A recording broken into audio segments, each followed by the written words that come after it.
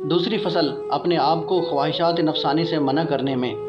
پس میرے برائی کا حکم دینے والے نفس نے نصیحت حاصل نہ کی اپنی نادانی کی وجہ سے، بڑھاپے کے نصیحت کرنے والے ڈرانے سے، اور نہ ہی میرے نفس نے نیک عمل کے ذریعے میزبانی کرنے کی تیاری کی اس مہمان یعنی بڑھاپا کی جو اچانک ہی میرے سر پر آ گیا۔ اگر مجھے معلوم ہوتا کہ میں اس کا احترام نہیں کر سکوں گا تو میں وہ راز خضاب سے چھپا لیتا جو اس کی وجہ سے مجھ پر ظاہر ہوا۔ اب میرا کون ہے جو اس نفس کی گمراہی کی سرکشی کو روکے، جیسے گھوڑے کی سرکشی کو لگام سے روکا جاتا ہے۔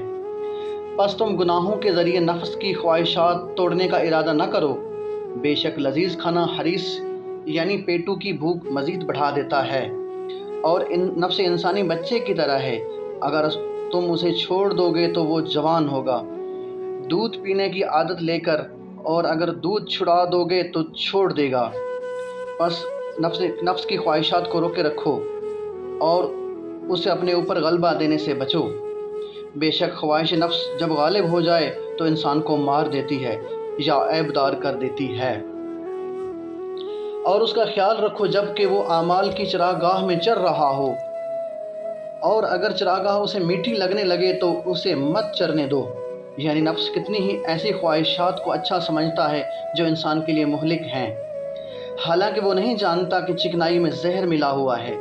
بھوک اور شکم سیری کی خرابیوں سے ڈرتے رہو، کیونکہ بسا اوقات بھوک شکم کے پر ہونے سے زیادہ بری ہوتی ہے۔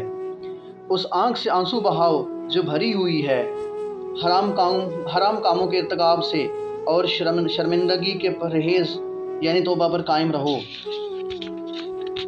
نفس اور شیطان کی مخالفت کر اور ان کی نافرمانی ہی کر، اگرچہ یہ تجھے کتنے ہی خلوص سے نصیحتیں کریں تو انہیں غلط ہی سمجھ۔ تو ان میں سے نہ ہی دشمن یعنی شیطان کی بات مان اور نہ ہی حاکم یعنی نفس کی، کیونکہ تو ایسے دشمن اور حاکم کا مکر و فریب خوب جانتا ہے۔ میں اللہ سے معافی مانگتا ہوں ایسی بات سے جس پر میرا عمل نہ ہو، ایسی بات کہہ کر گویا میں نے بانجھ عورت کی طرف اولاد کی نسبت کر دی۔ میں تجھے نیکی کا حکم کرتا ہوں اور خود اس پر عمل نہیں کرتا، اور جب میں خود درست نہیں ہوتا تو کوئی فائدہ نہیں میرا تجھے یہ کہنے کا کہ درست ہو جا۔ میں نے موت سے پہلے نہ تو نوافل کا زاد راہ اختیار کیا ہے، اور نہ ہی سوائے فرض نمازوں کے کوئی نماز پڑھی ہے، اور نہ ہی فرض روزوں کے کوئی روزہ رکھا۔ وآخر دعوانا ان الحمد للہ رب العالمین۔ صلو علی الحبیب صلی اللہ تعالی علی محمد، اللہم صلی علی محمد وعلی آل محمد۔